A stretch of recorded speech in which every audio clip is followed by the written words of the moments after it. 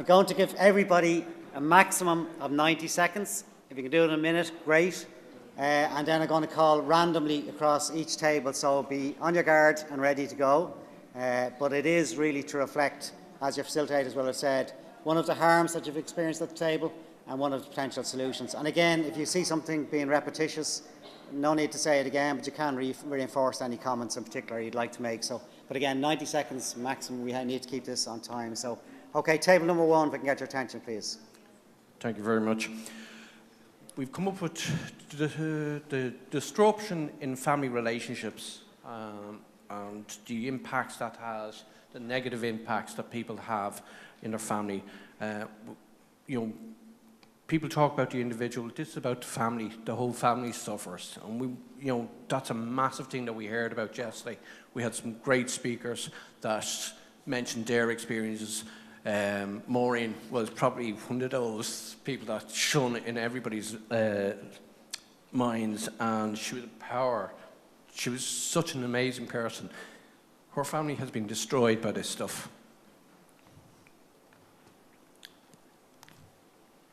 We actually believe that, and I visited Coolmine this morning, the ladies, and again, emotional, because it works out there.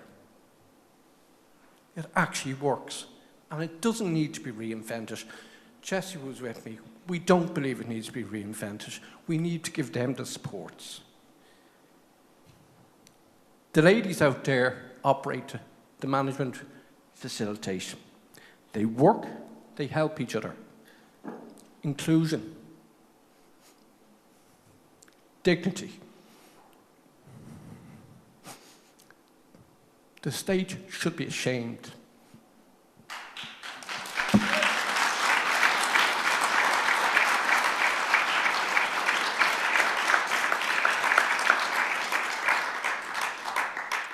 Thank you, and once again, I really do appreciate it, and I understand this is tough on everybody, and it's been a tough couple of days, and I really appreciate anybody getting up and feeding back from a table, so thank you very much. Okay, table number 9, please.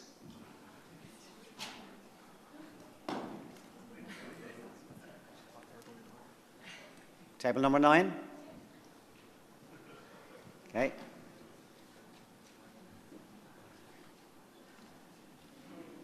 Time is running out.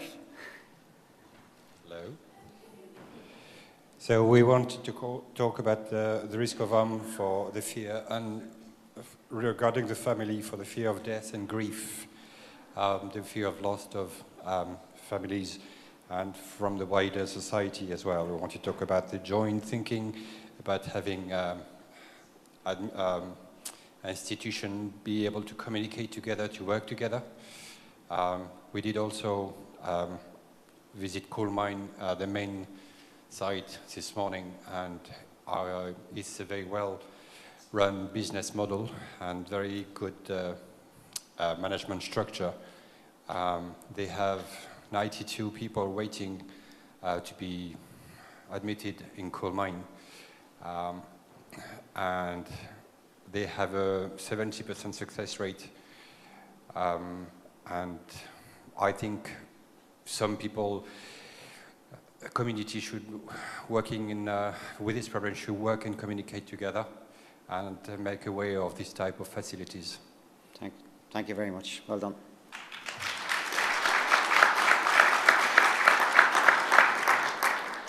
Table number 15, if I could call for a spokesperson, please.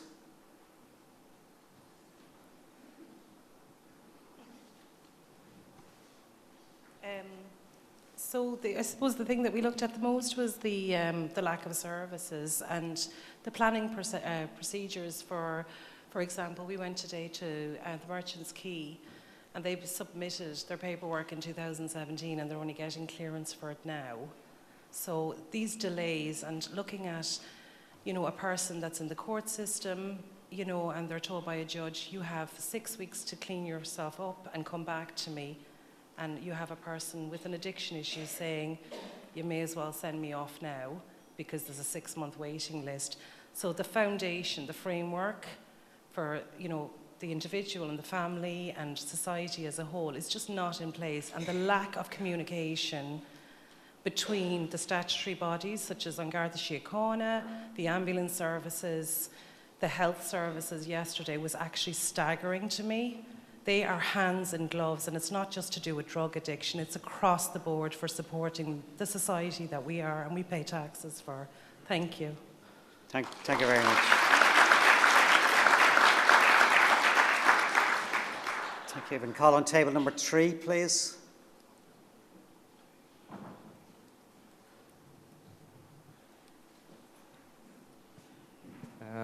So this table has come to the unanimous conclusion that all of the issues on a communal or personal level, at an interpersonal or an intrapersonal level, such as fear, stigmatization, any general lack of funding or resources, they're all just in general sort of interrelated. They're all sort of communal in that regard, and what generally affects one affects them all in unison. That's it. Thank you very much.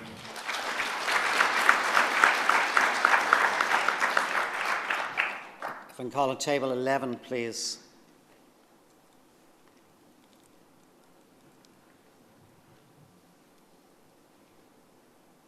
We, on our table, we have suffering from a mixture of anger and fury and shame. It seems appalling that in a rich society today, we have a proportion of society which is basically stigmatized and ignored.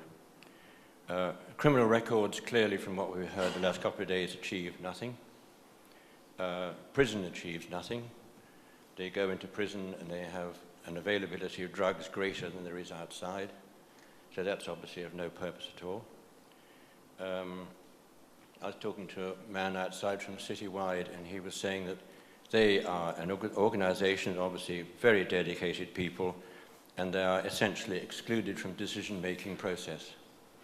They don't want to be involved. The society, or whatever it is, the civil service, simply ignore them. They don't want to push them to one side. Certainly from this morning, we were all amazed and very upset by the degree to which these amazing women had dedicated their lives to look after each other and their children. Why we went to Ashley, why is there only one Ashley and one place like that in Limerick? There should be 30 of them. So the central problem is there's no funding, and there's no funding because society isn't interested. These are Irish people. We have to look after them. Thank you very much.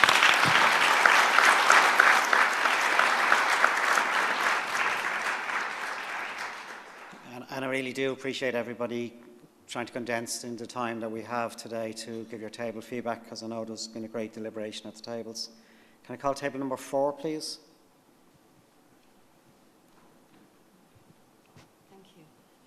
Thank you. I will just echo what everybody has said so far. And our table believes this is a crisis no less than the COVID crisis. And massive long-term funding is required to support services like Coolmine, both the men and the women's. There's integrated support in both of those places, and it's already being said it works. 70% success rate for those who are lucky enough to avail of these services. But this society is in crisis. Thank you.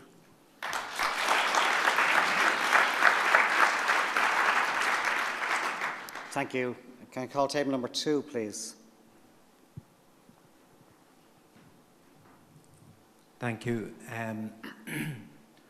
We felt at our table that the harms are obvious and didn't actually spend any time talking about it, and found it a little bit frustrating that some of the focus was on that. What we saw in Coolmine and Merchants Quay was excellent and inspiring. Each had low or no barriers for entry, fantastic setup, needs driven and run by heroes. We need urgent scale-up around the country. We need to see integrated services coordinated by a single unit. Excuse me. Somewhere, somebody responsible and accountable for ensuring delivery of services to everyone, clients, drug users, families and communities. Maybe is that the social inclusion services in the HSE? We also need to see long-term funding. There is a deep frustration for the fact that all of the services seem to be provided by charities. Health and services should be rights. Thank you very much.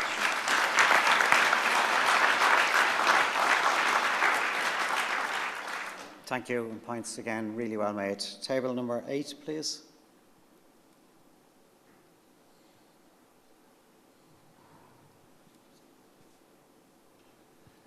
Yeah, we'd just like to reiterate what the other table said and to thank all the frontline workers and all the facilities went today. They're really doing incredible work. Thank you. Thank you.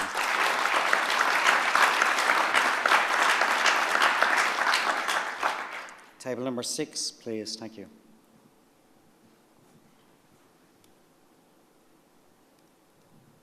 Thank you. Look, it's clear the current policies have not worked. They've failed.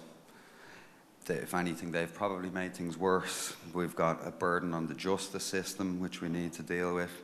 Many of this doesn't probably need to be a justice issue. There's a huge burden on the health service. It's a huge burden on school and education. We would like a health-led approach, funding and regulation of addiction services, better practice models, maybe an implementation committee to ensure that what we do decide does get followed up on by the government. Thank you. Thank you.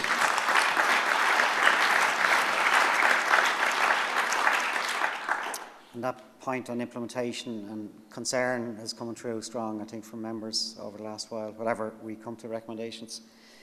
Table number 10.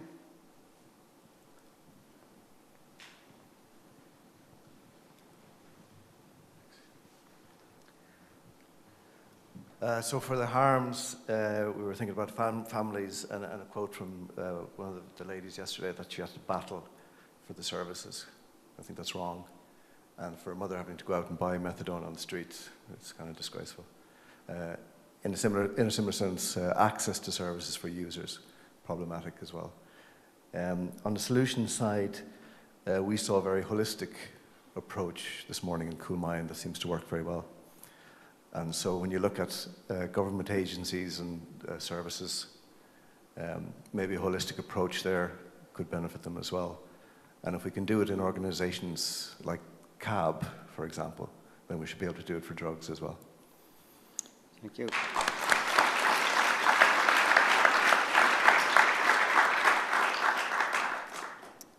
Table number 7, please.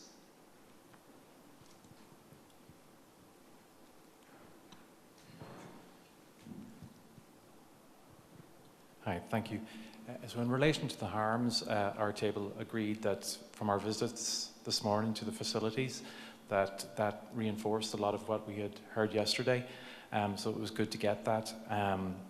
When it came to solutions, 2 things that we focused in on were detoxification. There was a certain amount of frustration and lack of understanding on our part as to why the detoxification, the detox piece of the puzzle is so complex. You know, why are we relying so much on charities? Why are we relying on a system in which requires registered nurses to be in place to administer substances like methadone, and then those charities are competing with the public sector and the private sector for those resources like nurses to operate those facilities?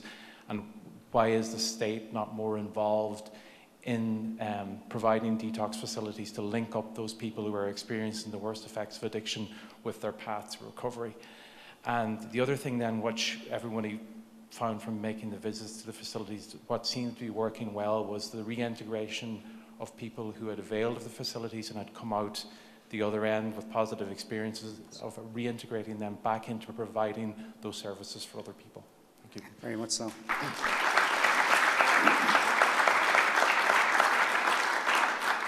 Thank you, and again, some very strong points well thought through, I've no doubt. Table 5, please.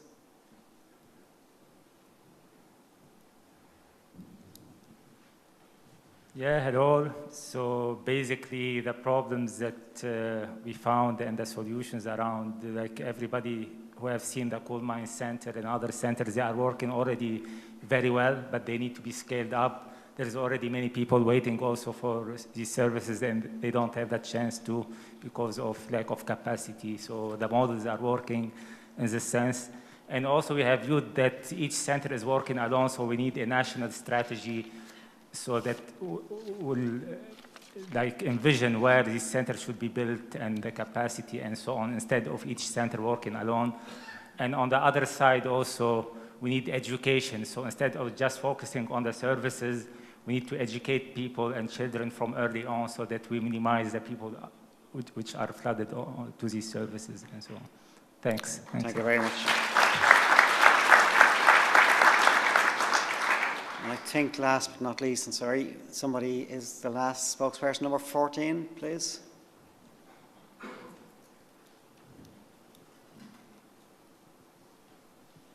Hi, good afternoon. As we all have heard and listened over the last 2 days, we can see that the destruction of family members with drug users, it's not just a drug user that is affected by this. It's the family members, it's the children. Visiting the coal mines, the women's facility this morning opened my eyes to a lot of things. The benefits that they have, the success rate that they have, which stands at 85%. But one of the figures that's quite alarming, which happens to be the lowest, is that there's only 2 facilities in the country, one in Dublin and in Limerick. These facilities can possibly be the key. If not, it can be a significant step forward to breaking the cycle of drug use within families. Thank you very much.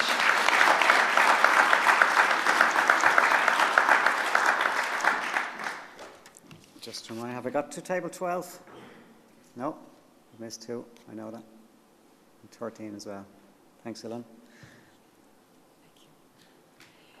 In relation to harms, we felt that drug taking is both a consequence and a cause of mental health problems. It is a result and a cause of trauma. It causes loss of relationships and isolation. Illicit drug use leads to poverty for the individual and possibly for the family. Crime drives it, and crime is a consequence. We need a social transformation to a listening and respectful society. We need a whole of society approach from childhood to adulthood.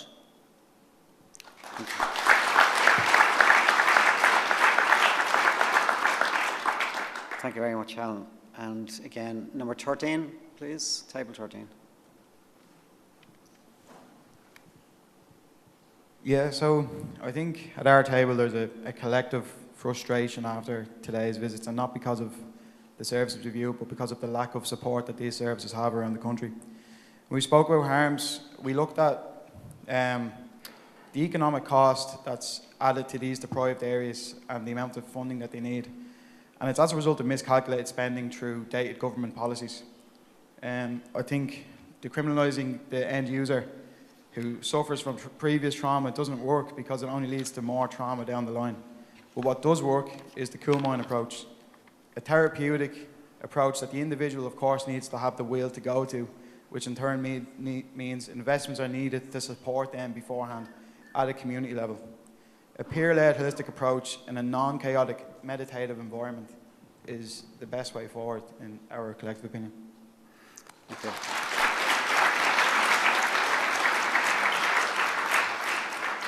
Thank you, Kyle.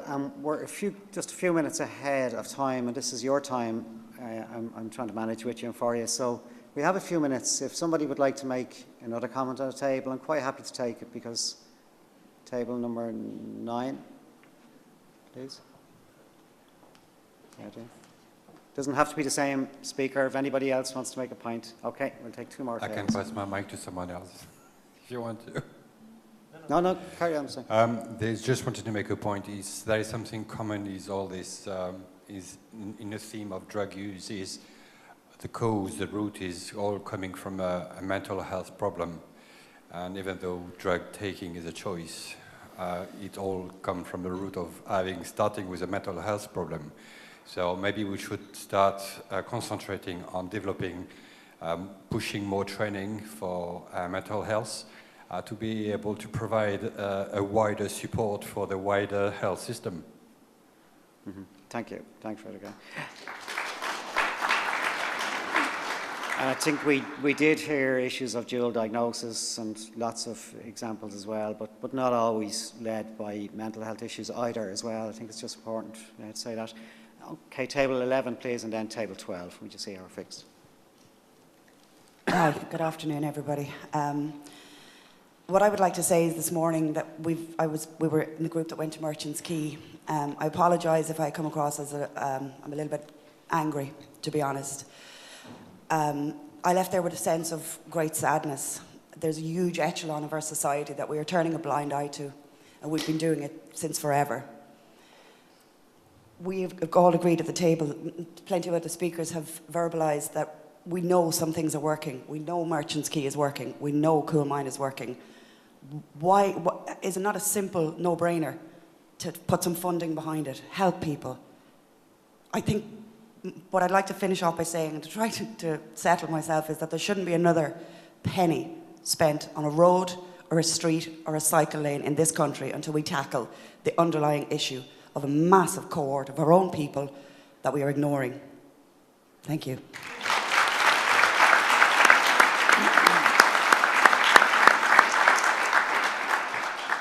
And it's quite okay and understandable to be angry. You know, everybody's been through a lot. Table 12. I visited Merchants Quay this morning as well, and when I went in, I was very pleased to see that it was the first step in accepting or recognising addiction as an illness. And I think that's the most important thing that has to be recognised. It is an illness. The people down there have fought long and hard to get this centre up and running. They put in an application, they got acceptance in 2018, and it's taken 5 years to where it is today. The basement is just a disaster area. They don't know when it'll be finished. It could be finished in another year, a year and a half. It's not enough. And then the other part of it is that 18 months pilot scheme. So in 18 months after they're up and running, they have to go back to apply again for their license to run this totally essential service. I'm angry, I'm really angry. I'm happy for them, but I just think there's such a need for many more of these centres throughout this country. And as another speaker said, we're spending millions on children's hospitals which have overrun their budgets, and also cycle lanes which have caused enormous amount of money. So we really have to get our priorities right for our people.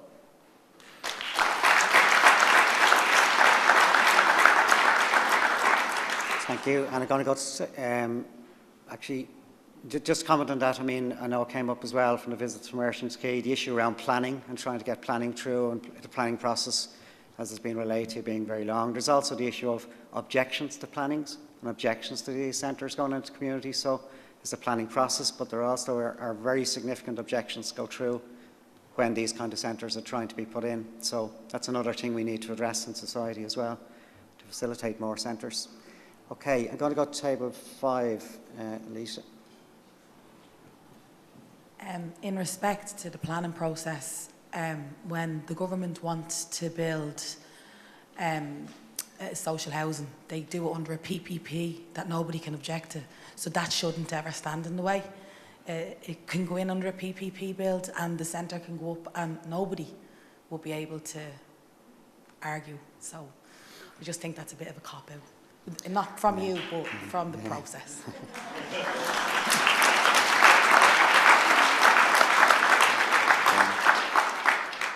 I don't take any offence to anything. All right. Sorry, table 5, I want to come in again, please. I'm conscious. It's okay. Sorry, table 9, if I can, first, and then, okay. Table 9, apologies.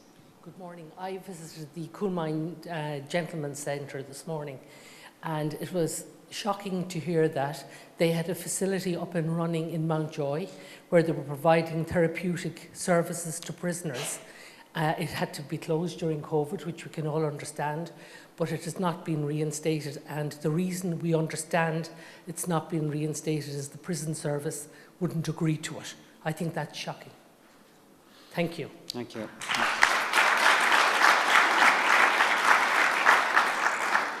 And I think I'm kind of pleased to hear some of the site visits today gave you extra insights into some of the barriers, not just from what we heard from families and communities yesterday. So it's really good to hear those are laid back. Thank you. Any other last comment or two? And look, it's not like me to say we have a little bit of time, but I'm just conscious this is an important process. Table 3. Is that table 3? I think that these projects we've seen today, they're not big, shiny flagship projects, so they're not going to attract funding from governments. Maybe we should depoliticise all this kind of health service malarkey, because it's 4 years, that's all governments look at is 4 years ahead. We should depoliticise it and put a certain amount, percentage of GDP towards it, and that should be set in stone. Thank you.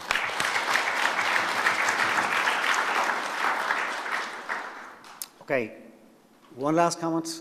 Again, I'm just really conscious this is in the room, table 7, please.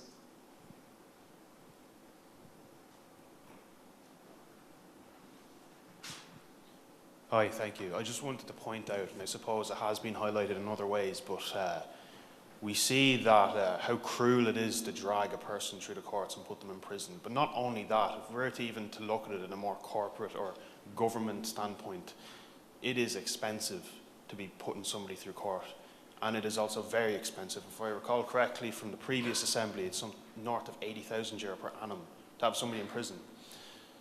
Why isn't that money being put into rehabilitation? And I was in Coolmines, the men's one, and I know it's been highlighted a lot how it's shocking how well it works. And when they're not looked at as just a number and a statistic, you see them as people. They're literally like somebody sitting in the bus next to you. Could be exactly like them in Coolmines, and you wouldn't know it. They're not criminals. They shouldn't be treated like criminals. They're not serial killers or terrorists. You know, they're suffering an addiction, and it should be helped. And yeah, well that's done. pretty much it.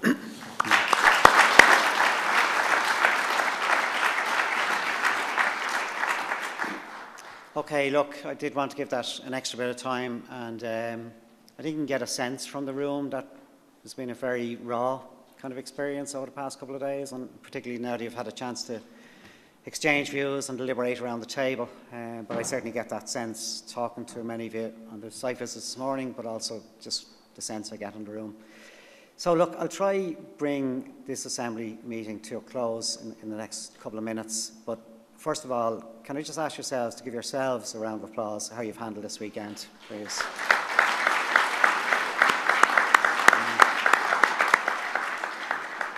And I will restate again, please, there are supports. If people are feeling not okay, that's okay.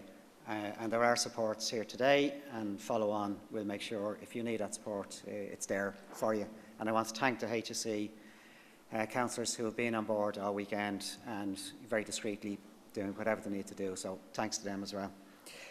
So look, just try and draw us to a close. A few comments of wrap up, but I think your comments have been the strongest that I can say. But I do believe this has been probably the most honest, probably the most raw discussion that has been had ever at a national basis, at a public level, in terms of some of the harms that are caused to individuals, communities, families, and the brave work by health and social care professionals.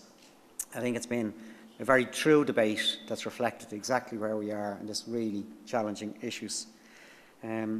I suppose to stress what we've seen coming through has been all of the trauma that people and families were able to relay to us. And some of us may have heard that it was probably unnecessary trauma in some cases for people to have to go through. There were other ways it might have been made less traumatic. And that is part of what we are trying to do, to try understand it first and then think of what is the harm and what solutions can we put in place for all of those. But again, what we did hear, and it's reflected back in your feedback today, this strong issue around stigmatisation, marginalisation, particularly of some communities, more than others, a criminalisation that happens and how that's just a vicious cycle thereafter. We also heard highlighted back to us yesterday, it's one issue when harm is caused by drug use and drug abuse, but when harm is caused by some failings of policy, of legislation, of services, that's just not right. That they are there to help people, and in most cases they do. But in some cases we've heard, either through policy, legislation, or indeed the services, people have suffered more harm. And that's not good. That's not good for the common good. I think, though, today we did see, and I'm glad many of you reflected at the tables, some hope, some inspiration, some fabulous testimonies from the services, from people within those services. Great hope, great resilience, great courage in both services that we will visit this morning. So, we do see many people have come through and ended up on the right side of things after suffering that trauma and after suffering that experience. And many people haven't. We should recognise that as well, and that's very sad. But many people through, I certainly came away, and I visited both centres, came away with that hope, that inspiration. There is. But you did reflect in your comments in terms of the services, and we will be coming back in our next Assembly meeting to hear from the services, the various service providers, the statutory service providers, and as you have said, many of the voluntary service providers and what's called the Section 39 providers. We will hear more from them from the services perspective. And that'll give us help at the next Assembly meeting to get an insight what might be working, what might need to be scaled up. And you've already come to some conclusions, I think, on what needs to be scaled up. But I think that will start to help us think around some solutions. But look, I did say in my kind of closing comments yesterday, there is an issue for policymakers, for legislators, for Oireachtas, for elected members, to treat this issue with a level of urgency, to raise it to the level of urgency that it really needs. Because when we talk about stigmatisation and marginalisation, it's a few communities that suffer really badly and really worse.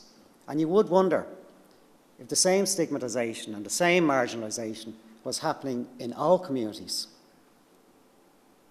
And it is to some level, but would it really get escalated up further? I just pose that. It's not good enough that we don't respond to the level we need to respond because it's just happening in some communities. We know it's pervasive and all, but we know some communities are hurting worse. And we can't lead to some communities getting further stigmatised and further marginalised. So I again would call on people, treat this with the level of urgency it's needed. We will continue our deliberations up to now in October, and we will, with your work, provide solutions and recommendations. But it does need that. It does need that urgency, scale up, thinking, investment today and next week. And I'd call on the policymakers to think hard about that. So I'm going to close right now. It's been a very challenging weekend. I made all the thank yous yesterday, but just to restate, particularly to all the contributors who we've had over the last couple of days and the services that we visit. It's been truly inspirational for them to share their stories in such a raw and meaningful way to help us in our deliberation, and that is serving us in a really strong way. So I really want to send a message out to all of them. Thank you very much, and the providers who helped us bring people in too.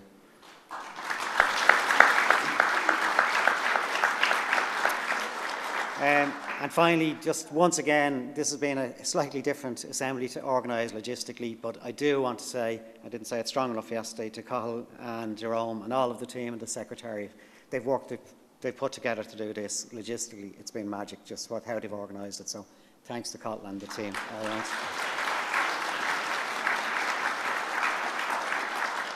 So it's now 1 o'clock on Sunday, and with your support, we're finished just on time again. So again, thank you all very much, and we look forward to seeing you at the June Assembly meeting again. Thank you. Bye-bye.